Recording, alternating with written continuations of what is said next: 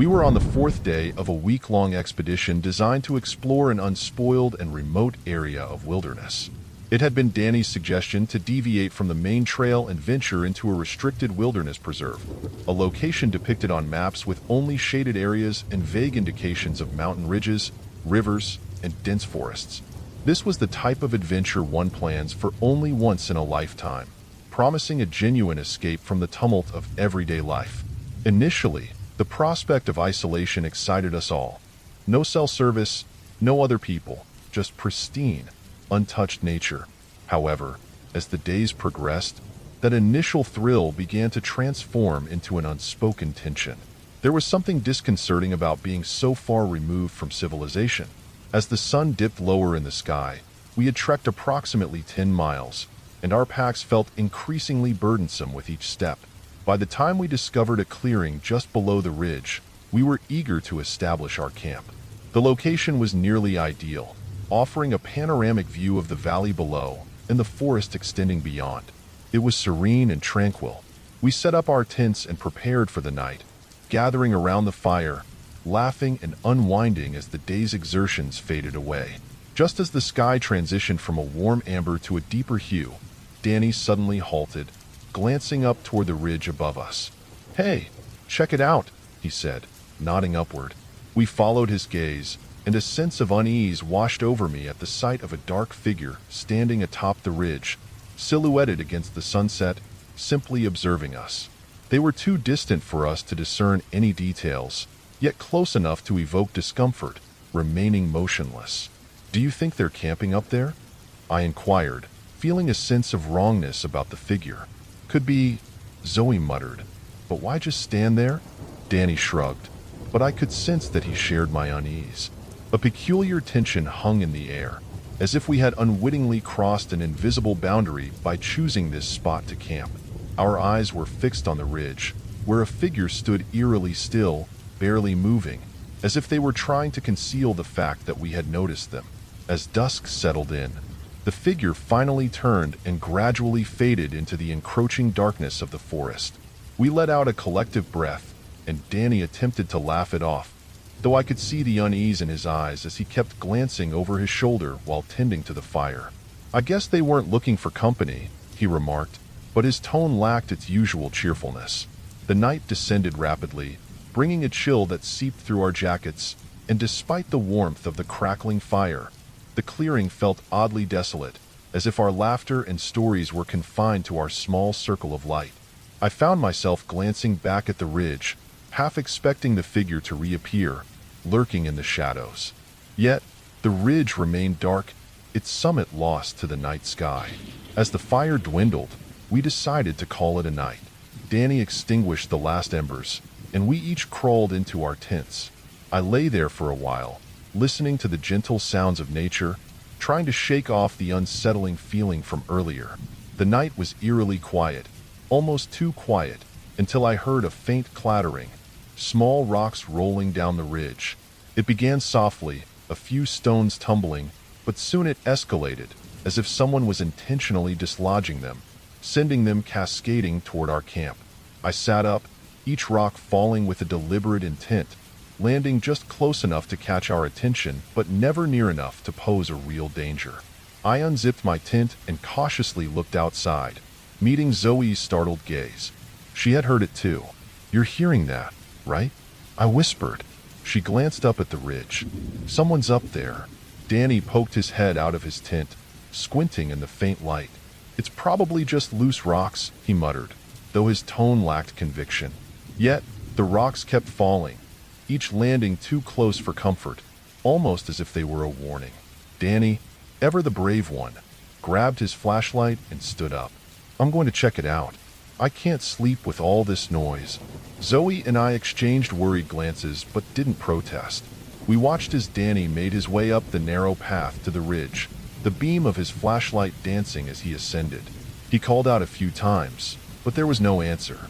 As he neared the top, a figure flickered into view for just a moment, barely caught in the light, before disappearing back into the shadows. Danny returned, visibly shaken. "Did you find anything?"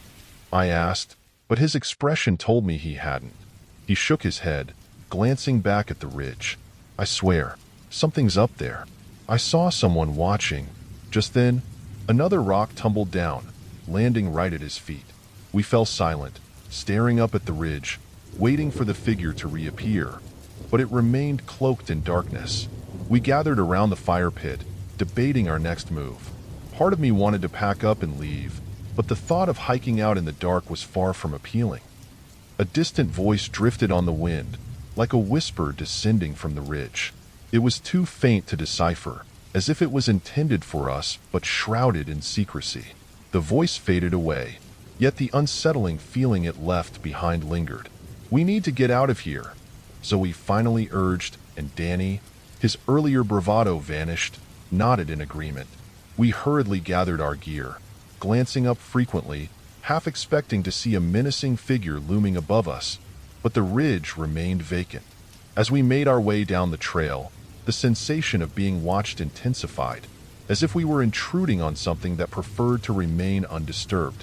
My anxiety grew with each backward glance, convinced that at any moment the figure would emerge from the shadows. Suddenly, a deafening crash shattered the forest's stillness. A boulder, larger than any we had encountered, tumbled down the ridge, landing with a resounding thud just behind us. We froze, the realization hitting us that it could have been aimed at us. Without a moment to spare, we bolted, our flashlights flickering wildly as we stumbled down the path. I could sense a presence trailing us, a silent shadow that felt relentless.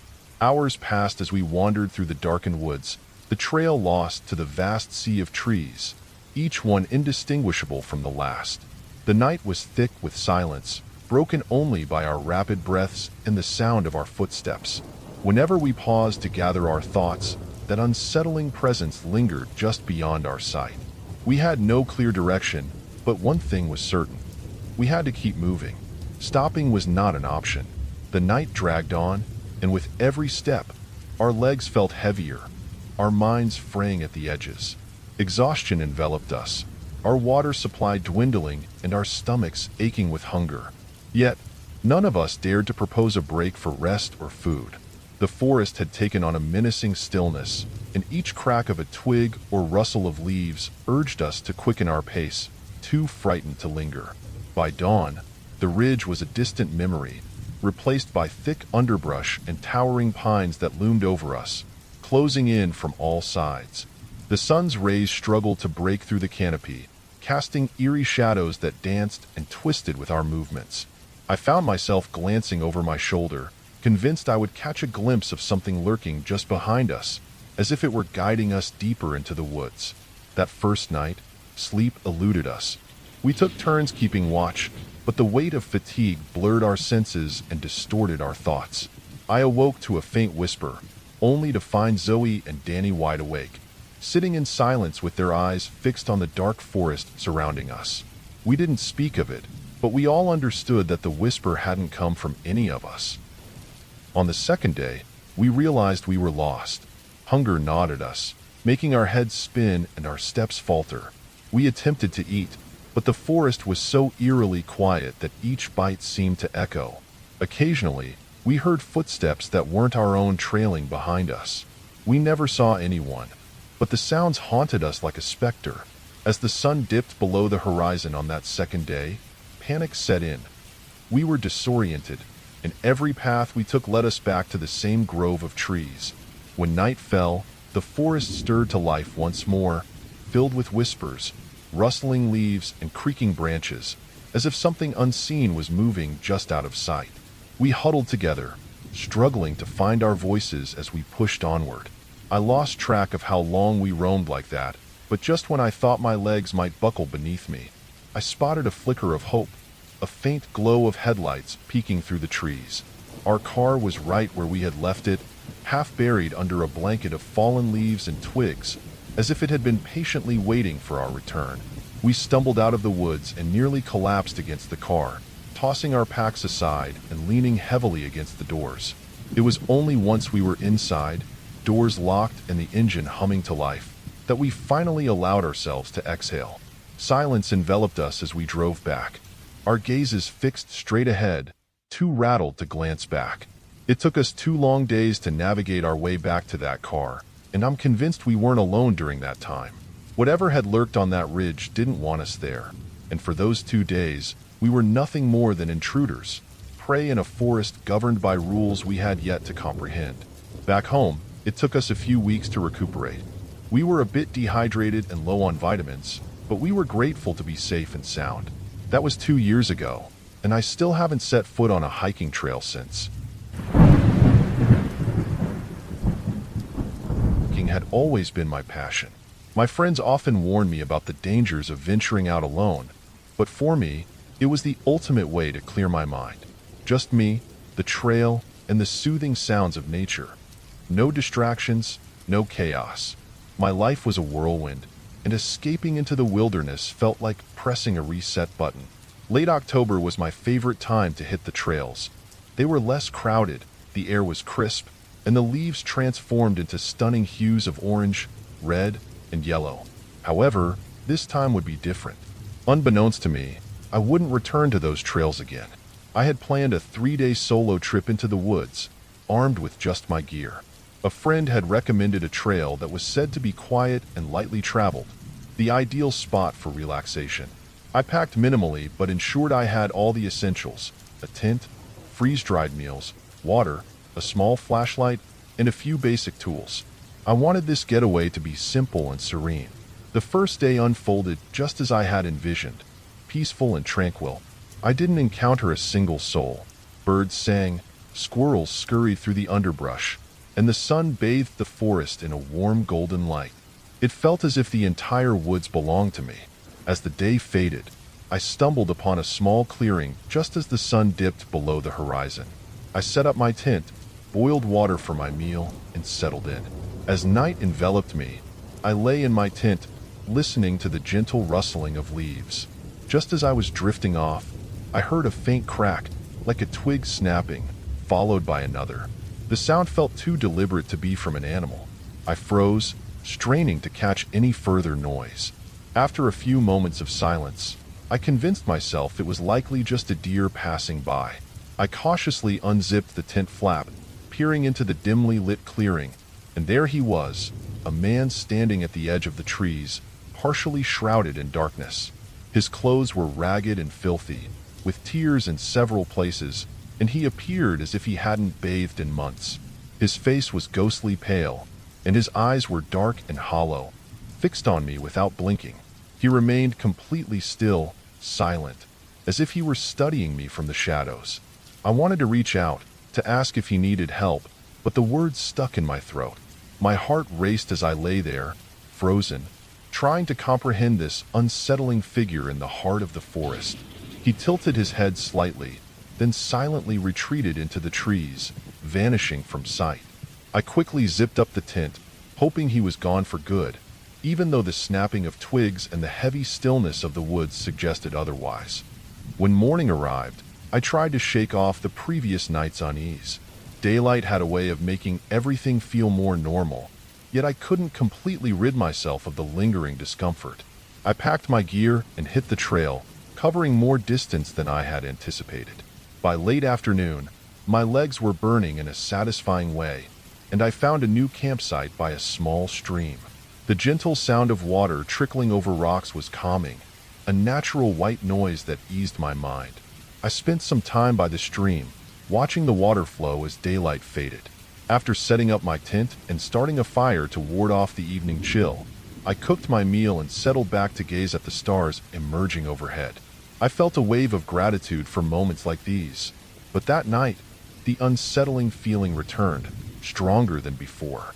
Lying in my tent, I stared at the nylon ceiling, an overwhelming sensation creeping in that I was being watched. I attempted to dismiss it, convincing myself that it was merely the darkness and my imagination playing tricks.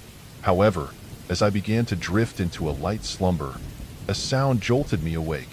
A soft crunching noise outside my tent, footsteps moving slowly and circling around. I held my breath, clutching my flashlight but hesitating to turn it on. Every instinct urged me to remain still and silent. The footsteps halted just beyond the tent wall, and I waited, tense and unmoving. Eventually, The sounds faded into the woods, leaving me alone with the silence and an unsettling sense that I wasn't truly alone. I'm not sure how I managed to fall asleep after that, but somehow I did. When I awoke, sunlight was streaming through the trees, and the world felt almost normal again. I quickly packed up my camp and hit the trail, but the feeling of being watched lingered. I frequently glanced over my shoulder, half expecting to see someone, yet there was only the presence of shadows and trees. As I continued, I found myself quickening my pace. The hike was no longer enjoyable, and the peace I sought had vanished. My senses were heightened, and my nerves were frayed. About an hour into my trek, I caught a glimpse of something out of the corner of my eye, a figure moving between the trees, keeping pace with me but remaining just out of sight. I stopped, squinting into the forest, but when I focused on the spot, there was nothing, just trees, shadows, and the whisper of the wind through the leaves. I resumed walking, this time faster, hoping that if I kept moving, whatever was following would lose interest. Yet, no matter how quickly I walked, that unsettling feeling remained. The forest felt like it was closing in on me, an oppressive weight that heightened my sense of being pursued. It was as if something unseen was stalking me, waiting for the moment I would let my defenses down. As the sun dipped below the horizon, I realized I needed to find a spot to set up camp for the night. The mere thought of stopping, of pitching my tent and exposing myself to the unknown, filled me with dread. I spotted a small rock outcropping and decided it would have to do. I hastily set up my camp, keeping my flashlight close and straining to hear every sound, every rustle in the underbrush. Sitting by my tent, I watched as darkness enveloped the forest, feeling like a cornered animal. The silence was unnerving. Then, I caught sight of it again, a figure lingering at the edge of the clearing, observing me. I squinted, trying to discern any features, but it was too far away, cloaked in shadow. A part of me considered calling out, but something held me back, perhaps instinct, or simply fear. The figure retreated a step and melted into the trees. I snatched my flashlight and aimed it toward where I had seen the figure, but the beam sliced through nothing but empty air and trees. In that moment, I knew I couldn't stay there any longer. I grabbed my gear, disregarding the need to pack it neatly, and hurried down the trail. I was indifferent to the darkness and the risk of getting lost. All I wanted was to put as much distance as possible between myself and whatever that thing was. The trail was faint, the moonlight barely penetrating the canopy above. I moved as quickly as I could, my eyes scanning the surroundings, ears straining for any sign of movement. Then, I heard footsteps behind me, slow and deliberate, as if someone knew I was trapped with nowhere to run. I didn't dare to look back. I just quickened my pace, my footsteps echoing in sync with the sound of crunching leaves and snapping twigs behind me. It felt as if the very forest was conspiring to keep me trapped, preventing my escape. After what seemed like an eternity, I finally spotted a faint glow in the distance, the parking lot. I stumbled toward it, my legs heavy and my lungs on fire. As I broke through the trees, I risked a final glance over my shoulder, half expecting to see him lurking at the forest's edge. But there was nothing, just the silent trees, watching as I made my escape. I tossed my gear into the car, climbed inside, and locked the doors, my hands trembling as I turned the key in the ignition. As I drove away, I couldn't resist checking the rearview mirror, anticipating that figure would still be there, but all I saw was darkness stretching behind me, shadowing my journey home. After that harrowing experience, I steered clear of hiking for a long time. Even months later, when I finally ventured out again, the thought of sleeping in a tent filled me with dread. I've hiked solo more times than I can remember. It's my sanctuary, a respite from the chaos of everyday life. I tend to favor the less traveled paths, where the chances of spotting a deer far outweigh the likelihood of encountering another hiker. It was late October, and the crispness of autumn had settled in perfectly, ideal conditions for a 3-day trek along a trail I had yet to explore. About 12 miles into my first day, I spotted him perched on a fallen log just off the trail, as if he were waiting for someone. He appeared to be in his 50s, with disheveled gray hair and a worn-out jacket. As I walked by, our eyes locked, and there was a quiet intensity in his gaze. "Hey," he called out. "You wouldn't happen to know these woods, would you?" I paused, more out of courtesy than anything else, and shook my head. "First time out here," I replied. He scratched his neck thoughtfully. "I've lost my camp," he confessed. "I went to gather firewood, and when I turned around, I couldn't find my way back." I glanced around. All I could see were trees stretching endlessly in every direction. "All right," I said. "I can help you look. Where did you last see it?" He gestured vaguely behind him, in a direction I hadn't come from. "Back that way, I think." We set off together, and as we walked, he shared that he had been out there for a couple of days, but had run out of food the night before. I offered him a granola bar from my pack, which he accepted gratefully, tearing it open and devouring it as if he hadn't eaten in days. We trudged along in near silence for what felt like an hour. The deeper we ventured, the denser the trees became, blocking out much of the afternoon light. The trail was uneven, but I kept reassuring myself that he knew where he was going and that he would remember something soon. However, it soon became evident that he was just as disoriented as I was. We hadn't spotted any sign of a campsite, and I could no longer see where we had come from, just an endless blur of trees. "Are you sure this is the right way?" I asked him. He scratched his head and glanced around, almost in a daze. His words trailed off, as if he had lost his train of thought. That's when a sense of unease began to creep in. There was something off about him. Not threatening, but his demeanor was peculiar. It felt as if he didn't want to find the camp. He seemed intent on moving deeper into the woods. "Look," I finally said, stopping to catch my breath. "I think we might be going in circles. Maybe we should head back." He didn't reply, just stared at me with distant, unfocused eyes, as if he hadn't even heard my suggestion. "Hey," I said more firmly. He blinked, as if waking from a trance. "Sorry," he mumbled. I guess I got a bit turned around. By then, the sun was dipping low in the sky, and I had no desire to wander around with him all night. I made up my mind. "I really need to get back on track," I told him. "If you're still lost by tomorrow, maybe we can meet up again, but I need to go." As I turned to leave, I felt his hand grip my shoulder tightly, halting me in my tracks. "Wait," he said, his voice tense. "Please, just a little longer. It has to be here somewhere." I hesitated, sensing his desperation, but every instinct in me screamed to get away. "I had to get away," I stammered, trying to shake off his grip. He loosened his hold but kept pace with me, mirroring my every step as I searched for the main trail. No matter which direction I took, he was right there, silent and unyielding, his presence like a heavy shadow I couldn't escape. My sense of direction began to falter, yet I couldn't bring myself to ask for his help. Something about his quiet, relentless pursuit stifled my voice. Hours slipped by, and the light began to fade, the trees growing denser and darker around me. My heart raced with each step, a creeping panic settling at the base of my spine. Finally, I could bear it no longer. I halted and turned to confront him, desperate for clarity, but he had vanished. I scanned the area, my eyes straining against the dimming light. He had been right there, footsteps echoing mine, yet now he was nowhere to be seen. "Hello? Where did you go?" I called out, but only silence responded. Unease washed over me as I hurried along what I hoped was the correct path. Even as I moved, a nagging feeling gnawed at me, suggesting he was still nearby, lurking just out of sight. It took me hours to navigate back to the main trail, and by the time I arrived, the moon hung high in the sky. I barely paused to catch my breath before heading back toward my original campsite.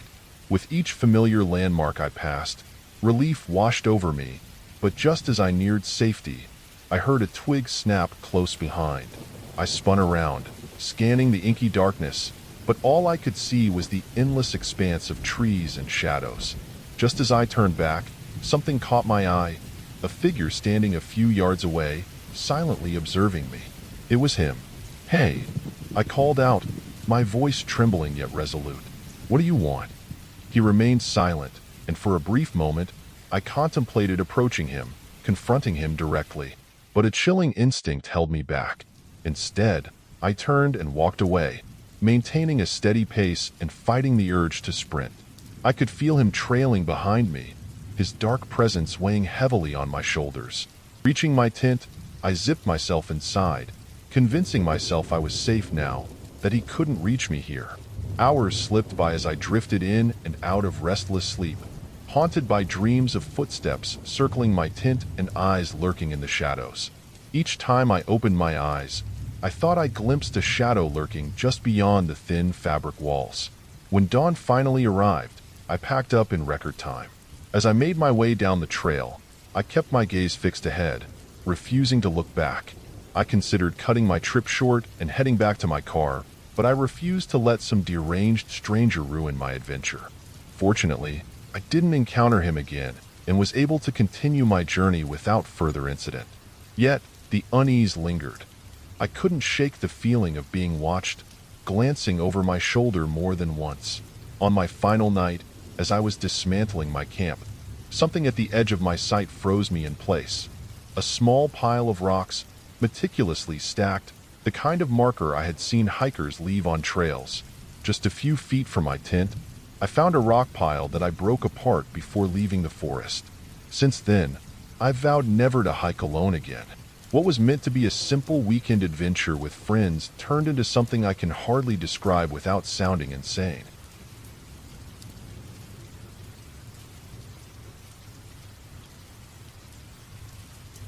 I had hiked countless times with Danny, Laura, and Tom, navigating trails even in unpredictable weather, but this trip felt different from the start.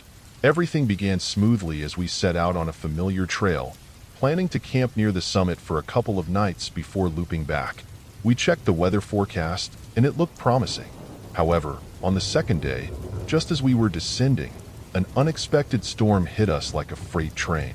The sky darkened, thunder rumbled ominously, and within moments, we were drenched by a torrential downpour.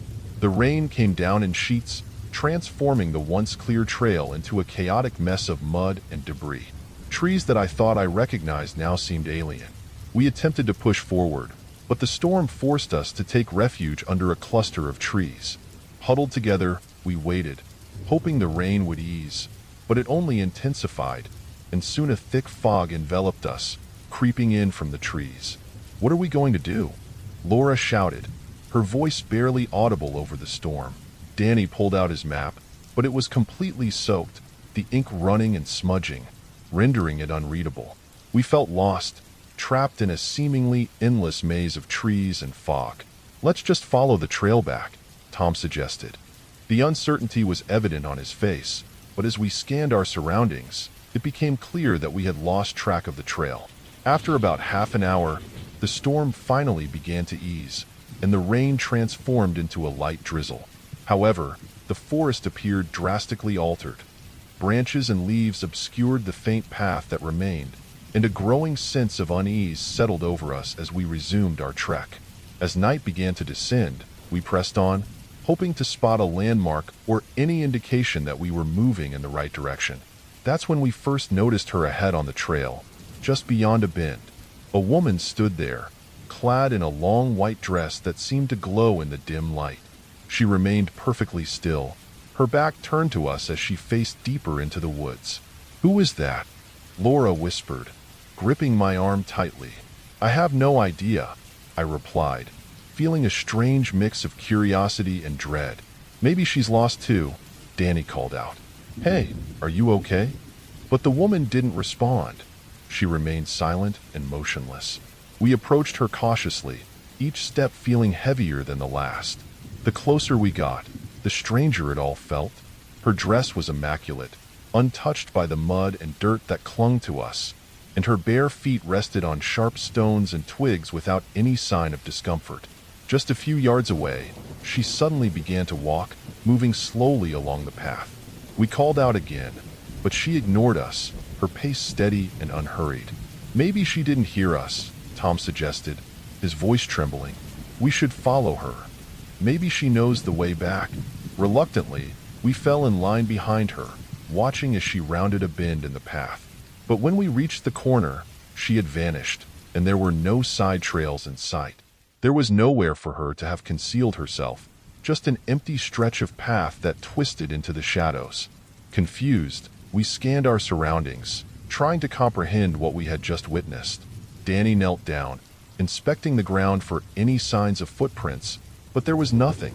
No evidence that anyone had passed this way. We stood in silence, the weight of the moment settling heavily upon us. The woods seemed to grow darker, and an unsettling pressure filled the air. "Let's keep moving," I finally suggested, eager to distance ourselves from that spot. Yet, as we walked, an unsettling stillness enveloped us.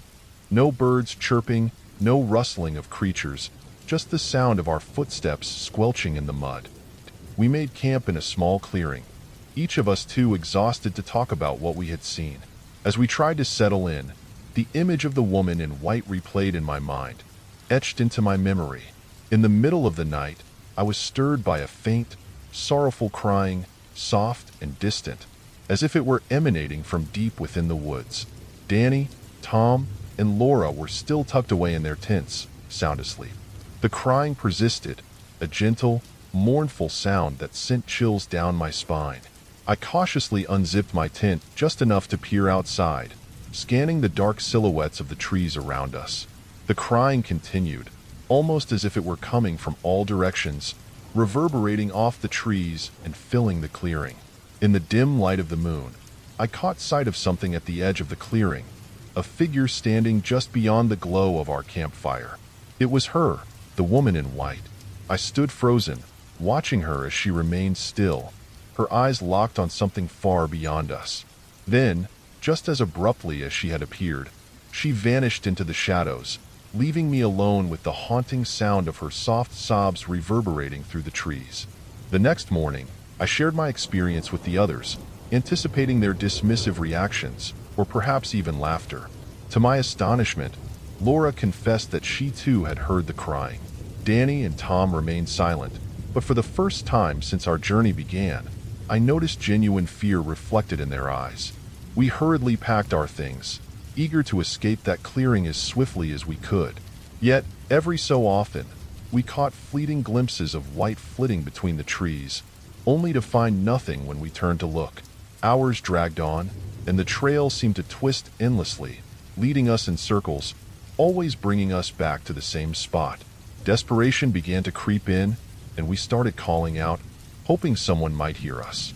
Finally, as dusk settled, we stumbled onto a path that felt familiar, relief flooding over us as we recognized the fallen tree we had passed earlier. We followed the trail back down, too drained and rattled to speak, moving until we reached the spot where we had left our car. The drive back was shrouded in silence. No matter how we tried to rationalize it, we couldn't explain her presence, and I knew that mournful cry would haunt me forever. Thanks for joining me on this journey through the strange and unexpected. If you enjoyed the story, hit that like button, share with fellow curious minds, and don't forget to subscribe for more. Until next time, stay curious, stay intrigued,